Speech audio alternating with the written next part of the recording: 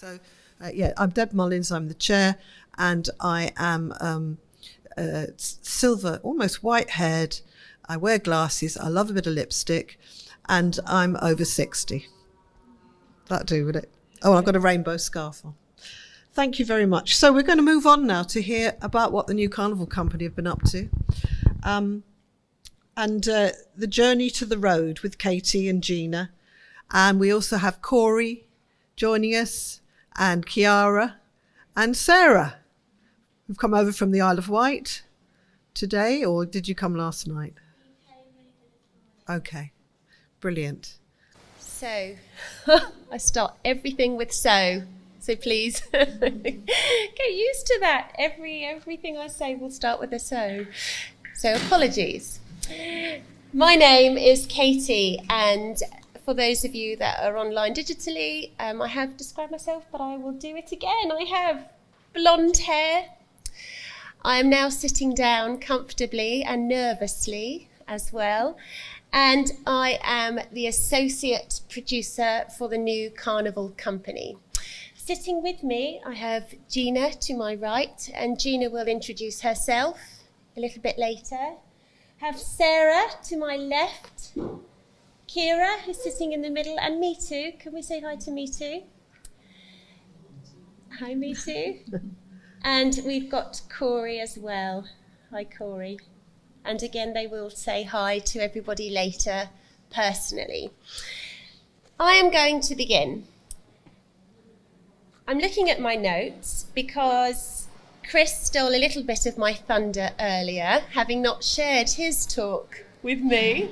So much of what I've written down has already been said. So I'm just going to kind of summarise my initial notes. So the open road, and the aim of the open road, is to influence policy and practice for future generations of event managers, and at the same time to strengthen the carnival sector, working in alliance and working together. Uses a social model of disability that Sarah has so eloquently shared with us today. And it has been a project that has had challenges in delivery, and we're thrilled to be here and to be sharing. And I have spent many dog walks visualising this moment and how it's actually going to be. And so many things that we've experienced as a team and as a working group have kind of come to mind. And I've worked it, reworked it. But actually what I'm going to do now is just use my notes and start from the beginning and work my way through. So thank you again for having us here. The new Carnival Company's project initially was about the experience of disabled artists on the road. So it was going to examine our event, our parades, and really break down any barriers that were there from our side as event organisers. Now, obviously with COVID, we couldn't do that. So we chose to focus our projects more on the journey to the road. So that was looking at our practice through workshops, about the conversation, and this is something Sarah discussed in her presentation, about having a two-way dialogue with participants and really being in an open and safe environment where we could learn and we could share our knowledge and skills, but actually that it was very much a two-way process. So we would like to start by sharing that process of taster sessions, and we called them taster sessions because we didn't want to jump into the project, we didn't want to just start delivering, we wanted to allow the opportunity for participants to really inform the work that we did with them together and united. I think now I'm going to pass on to Gina. My turn. Lovely Gina. Okay. Thank you, Katie. So my name's Gina Dyer. I'm white British, born and live on the Isle of Wight. I'm 5'2" with light brown shoulder length hair, dead straight hair, and I'm of a medium build, blue eyes, I have dimples in my cheeks, and I've just recently turned 50 years young. I like to say young. So I'm wearing an orange scarf, a black dress with black and white sort of funky leggings and brown boots.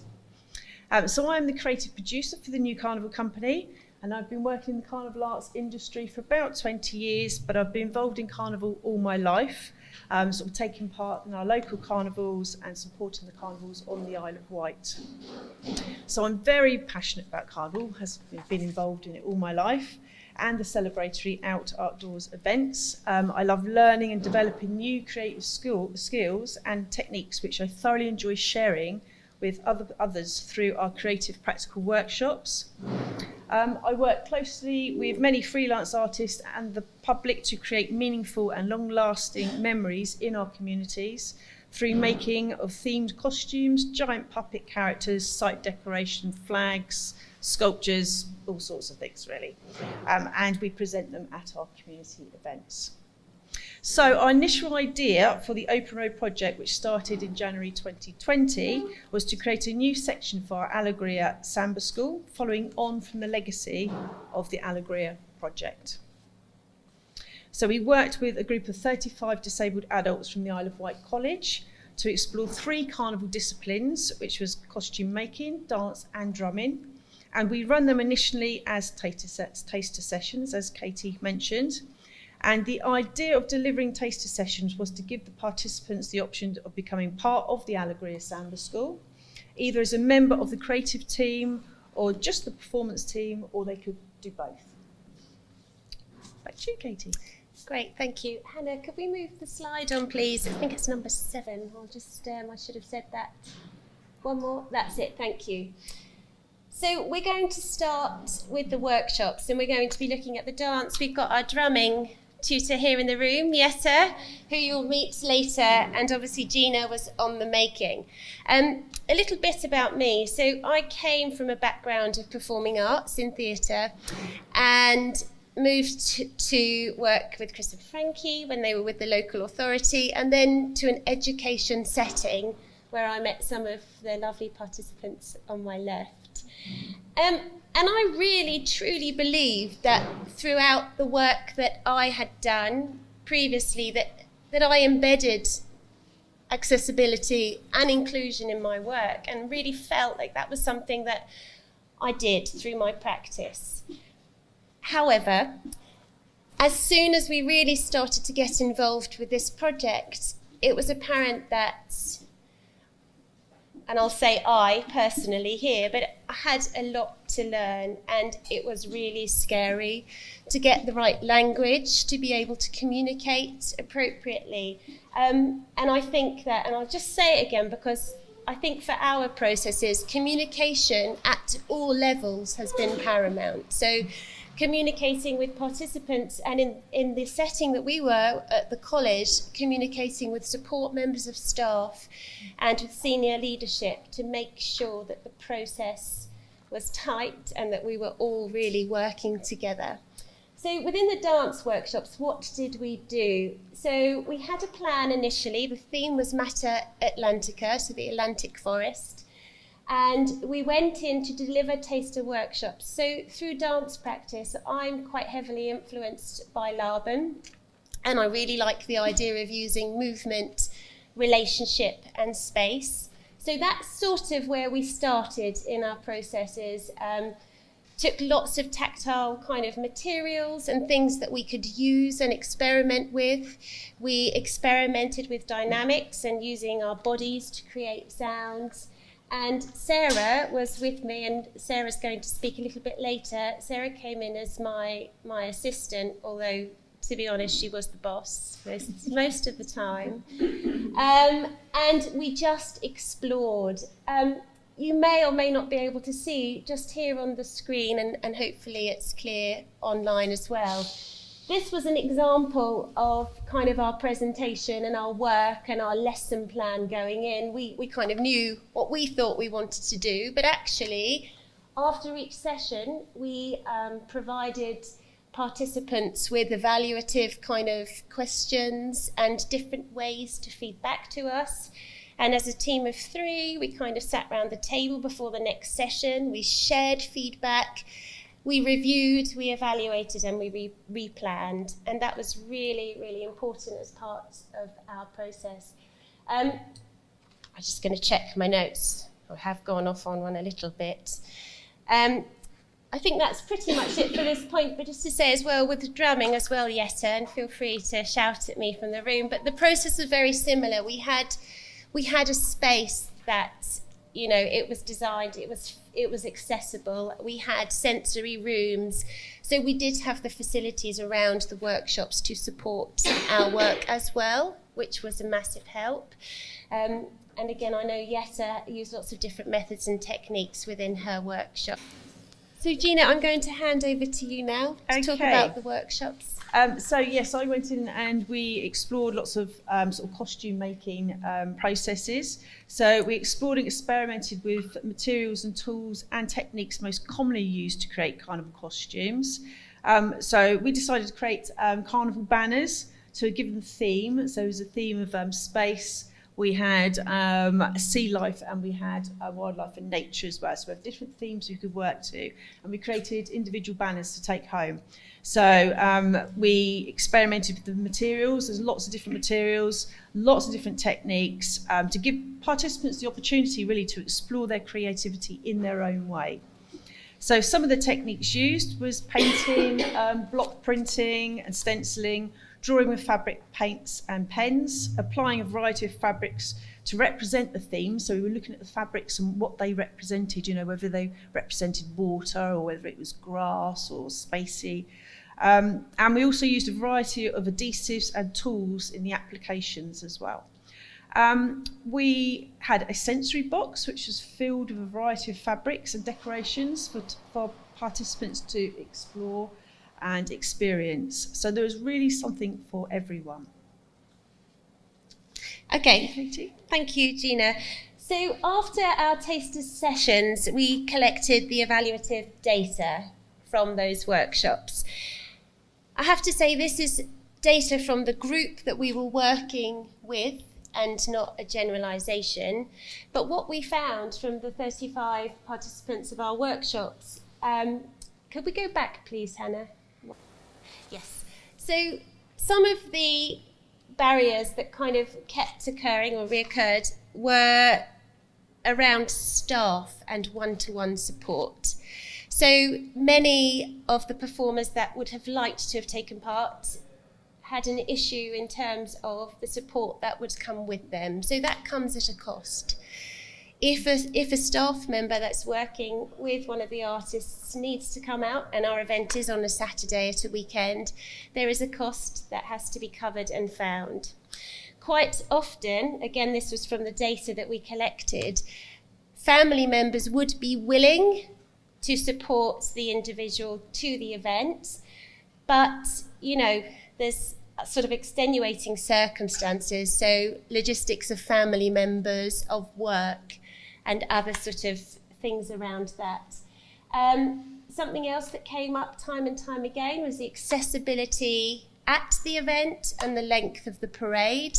That was something that was a real concern for some of the members, you know, the length, how it would be, whether they had to do the whole thing, where stuff would be left, that sort of thing was sort of recurring. And also the biggest factor, and I can say this quite confidently, sort of at the end of our work, is the kind of unknown being the biggest factor that came up. It didn't matter exactly what the thing was, but actually not knowing what to expect and how it would be was the thing that would kind of be make or break with regards to participation at the event, even if there was a willingness to take part. And here are just some of the comments that we captured. What if I can't dance for as long as I need to? Are there toilets? Will it be noisy? How long will it take and who will come with me? Where can my friends watch? And what happens if I drop my instrument? It's just a few of the comments that came out of that evaluation process. Thank you. Next slide, please. I'm just going to pass on to Gina now. So these are just some top tips from the workshops that we carried out with regards to people that are delivering workshops, community workshops. And again, this comes from our work with our group of 35 adults. So Gina, do you want to share? Yeah, okay. So I think sort of prior to delivering workshops, which is, I do this in practice anyway, but I think you'd need to gather as much information about your participants. So you can deliver sessions that are fully inclusive, so there's something for everyone. This is not always possible, especially if you've got an open community workshop, so you don't know who's turning up. So you've always got to be prepared, and I think it's all in the preparation. So you can start with the basics with options to progress further, so participants can work to their creative potential, try including a variety of mediums and tools for learners to explore, which will give them the option to choose which works best for them. For instance, we have sort of spring-loaded scissors and easy press staplers and things like that. Break the creative processes down into short segments, so you've got step 1, step 2, etc. This will keep the group all working at the same pace and it's easier to manage. And speak clearly. I found it better to slow my pace down as I tend to speak quite quickly and softly, and that's actually, I'm still struggling with that. Okay, you can create picture boards to help support written text and communication. I used a program called Widget, which I was introduced to by staff at the Isle of Wight College. And Widget symbols and software and titles are used in a wide range of locations, including thousands of schools, healthcare settings and homes. And this helps to support communication, education and understanding. And we have been using them on our slides, so that's what I mean by the widget. And also create video resources and step-by-step guides. So this is something we've been doing more of recently. So you can have handouts or you can have PowerPoint presentations. So this can really help assist in developing accessible workshops. It gives the learners a chance to learn at their own pace and in their own time. And all our video resources now include closed captions, audio descriptions with step-by-step guided handouts. So a lot of things we've got online now that people can access. So during these workshops, we streamed each session across multiple rooms via Google Classrooms. And this was to avoid class bubbles mixing. So this was at the college, obviously due to the pandemic. So we worked across 2 classrooms, and we also had a quiet room as well. And some learners were working remotely and could join in the session virtually. So to include learners working remotely was a completely new way of working for me. It is something that has changed the way I think we can facilitate creative workshops in the future. This really does sort of open up the door to so many more people who may not be able to attend a workshop space for any reason. But personally, I've learned so much over this last year or so, and I'll continue to keep sort of making changes to the delivery of my creative practice as I continue to learn. Back to you, Katie. Thank you. So now, over to you guys. We've got Sarah, Kira and Corey. Sorry, Han, you can go back and start that actually. Just let them speak. This is actually Ryan in the video, who sadly couldn't be with us today. Luckily, when we did Queen Victoria, it was nice weather. It was very hot, so we had to drink a load of water. But it was very good. It was hottest day. Yeah, it was actually that day. Actually. Yeah, I found it quite warm, and drinking lots of water kept me really hydrated. And the fact that we were able to keep going even in the hot weather was really good fun. Yeah. There was a little bit of shade as well. There wasn't over a lot, but with the changing, luckily we didn't have to change into much as such, because if we had to change too much, there wasn't anywhere that we could change. So luckily it was just stuff we could put over what we already were. Really lucky that. Yeah. We found shade sometimes where we were, and we'd either go back against the fence with some of the trees leaning over, or we'd go under a tree, or sometimes people have umbrellas with them, so you sort of share like a canopy with them. I found it quite nerve-wracking, not being with everyone, but I found it quite nerve-wracking before we started. But once we got going, I found it enjoyable, and I found that my nerves went, and I just had a good time and performed to my best. It's sort of exciting and adrenaline. You sort of get ready to do what you've come here to do and just try and enjoy it as best you can. I think the walk in that it is quite long, and the fact that obviously we have to take encounter for disabled people, I think that's really important too. Oh yeah, but it's also the ground as well, because the ground is some places uneven, so you've got a lot of ups, down, bumps, potholes. Especially like if you're doing the sticks, you're focused on the straight ahead of you. You're not going. Normally, you don't look down, so you're walking. You might miss something. You might go down a pothole. You might fall over. It's just you need to be aware of everything, but without showing, you're not losing concentration on the performance. With this part of the parade, especially when you get to here, it's a lot of stop-starting. So it's a lot of you move a little bit, you stop a little bit, and it sort of hurts more. It sort of hits you more when you stop starting. So it's sort of you want to carry on and sort of get it done, not quickly, but just at one pace instead of stop starting. It's just going to hurt even more. The thing to consider is like your energy levels. Like from the start, I know I was feeling quite pumped and ready to go, but if we got to a place like here, I'd start feeling quite tired. So I'd need our group leader to sort of take my place so I could have a rest. Of the recording that Kira, Sarah and Ryan had done as part of this project overall. But because we have them here live and in person, I thought it would be nicer to hear from them. So Sarah, this is you in action at the Isle of Wight College. Do you want to firstly share with everybody why you enjoy taking part in Carnival? Speak to the microwave. I enjoyed taking part in carnivals. To be with everyone was really enjoyable, and excuse me.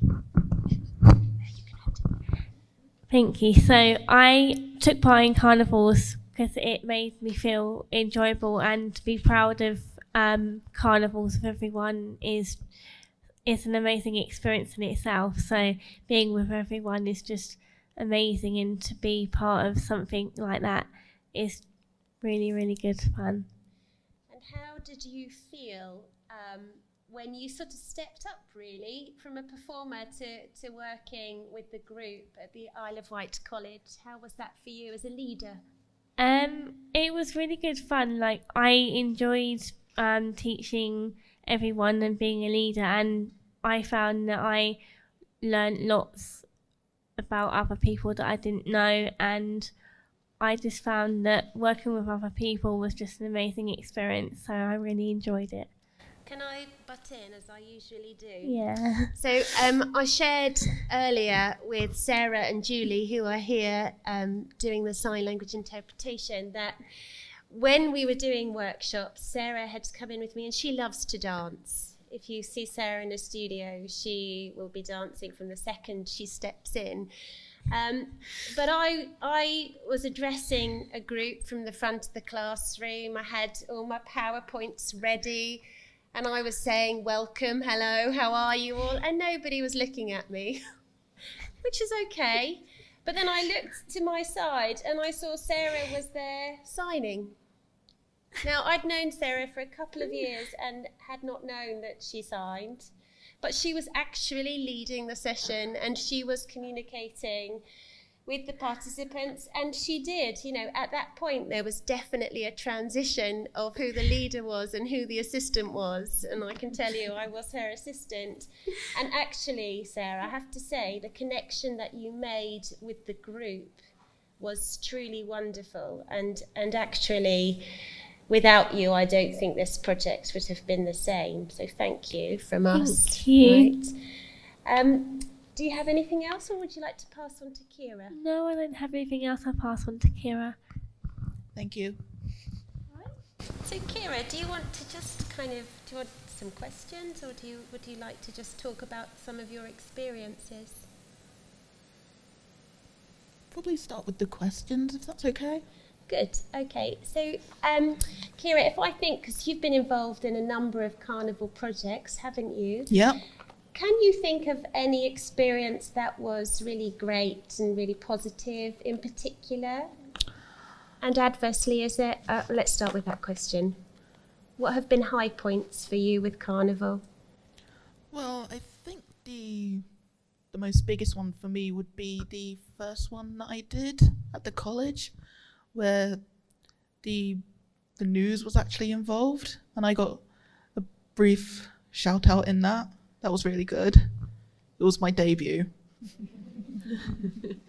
And how exciting to be on television for your first one.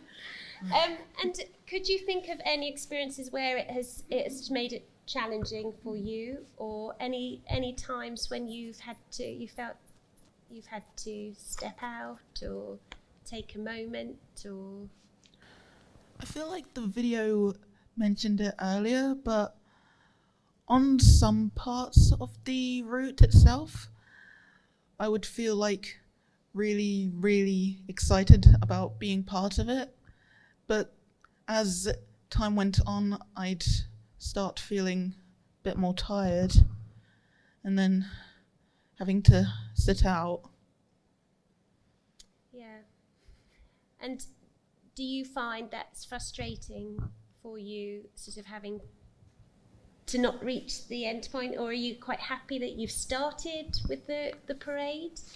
It is a bit annoying, to be honest, because I feel like I've started. Why can't I finish it?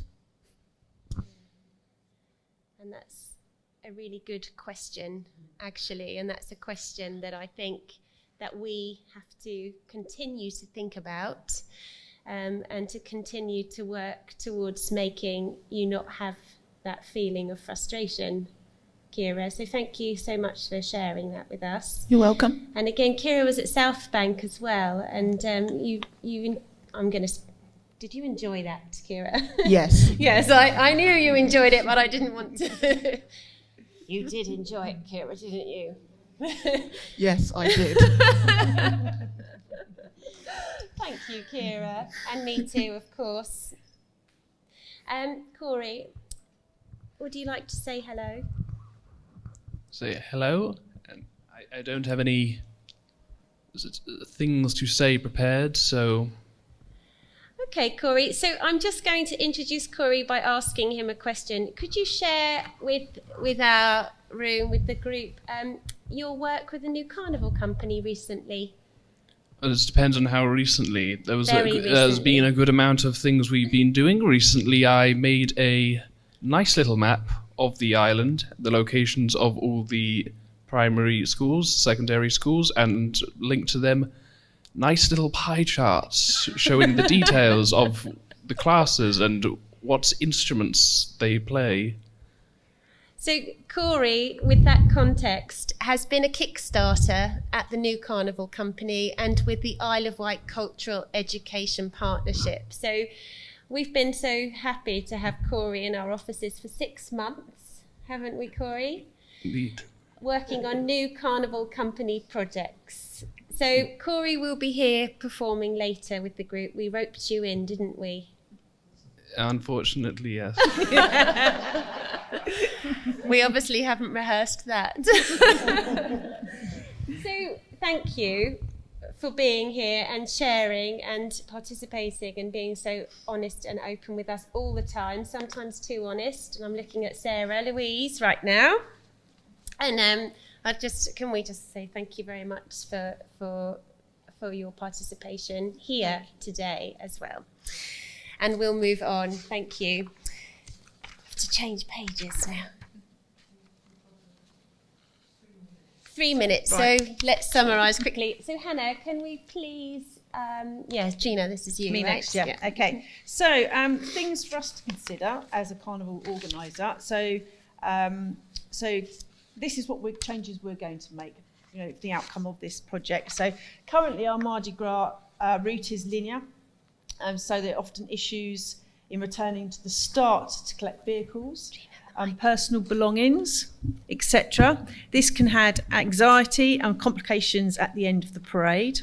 Also, the route is quite long and most of the route is downhill. So we decided to look at a new route for our Mardi Gras event, which we're looking at the moment, making it circular, shorter and as flat as possible.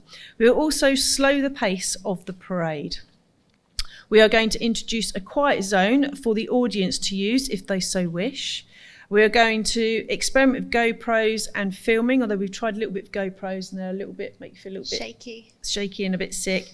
And filming the parade, like a live film of the parade. So for people who cannot attend the event but still want to experience and celebrate the event remotely, which also gives the performers the option to watch the whole parade after the event. So if it's recorded, you know, if you're in it, you don't always see it, do you? You miss it. So another thing to consider is to walk and video the route prior to the actual event, so participants and performers can watch and get a feel for the route beforehand and know what to expect on the day. So we do always have accessible toilets, but we are now considering fully accessible toilets for changing facilities. But of course, all these things sort of come with an added cost, so we need to think about budgeting that in. And we need better, clearer pre-event information. Okay. Great, thank you. Hannah, could you please move on with the slides? So if you are a voluntary organisation or if you are taking a group of performers to an event, a few things to consider. So be clear to the organisers, the people hosting the event, about what you need and expect on the road beforehand. So communication pre-event is really important. Recce the route with some of the group if you can. Now, if you're on the Isle of Wight and the Carnival is in Luton, that might be very difficult. But actually contact the organisers, ask if they can walk the route and film it and share it. That's something we're going to do. We're going to do a filmed video that we will share with all of our participants so that they can see what they will be kind of taking part in, what to expect. Share information about arrangements for the day as far ahead as possible. So with that, I apologise to Jette and the group in the room that we shared that with a couple of days ago with the ferry. But please do share information as soon as possible. Allow more time for travel, to get ready, and to take a moment before the event starts. Offer a choice of joining and exit options on the parade route. And I know for Kira, just very quickly, there was a Carnival parade, Kira, where you did have to stop, didn't you? And at the time, we didn't have an exit point.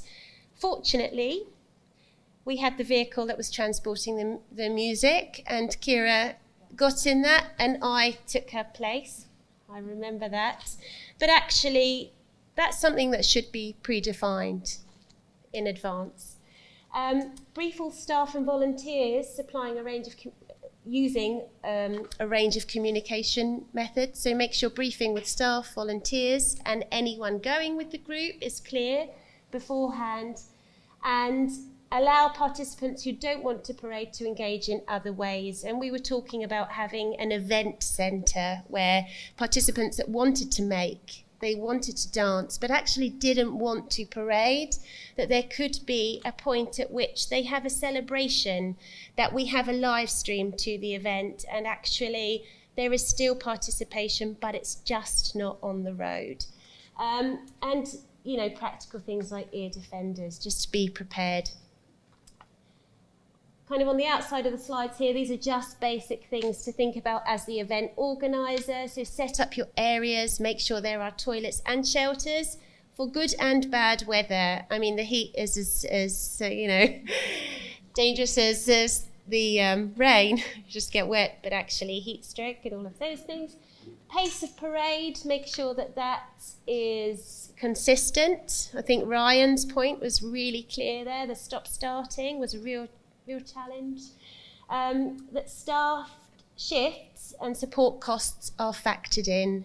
Make sure there is budget in any way that you can, that actually there is support.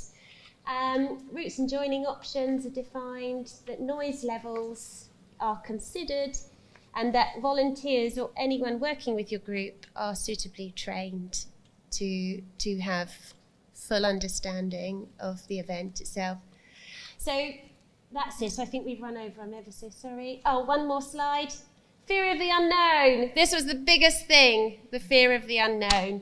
And with that, we'll say, please make mistakes as we have, because you learn from them, and have lots of fun in doing so. Not making mistakes, but the process. Thank you. Thank you.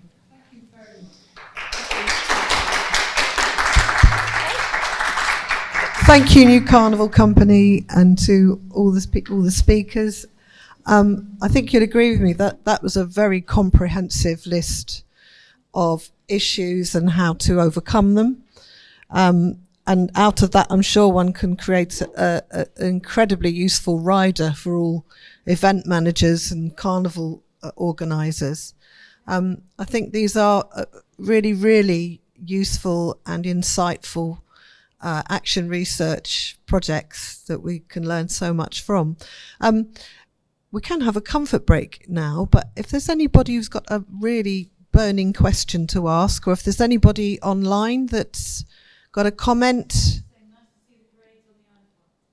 Absolutely, they're fantastic. Anybody else in the room? Yeti, you need this. Whenever we speak, it's got to be in the mic. One of the things that keeps coming up is budget, isn't it? I'm not going to stand here at the front. We'd all love everyone to be able to take part.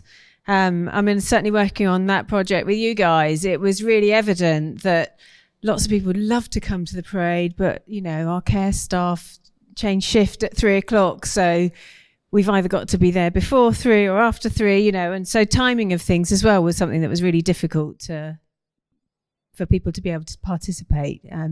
So budgeting and timing and support is really, really a big thing. Yes, I certainly found that in the carnivals that I was running. If you haven't got people's carers with them, it's very hard to manage or to open it up to people. I think we can have a quick break now.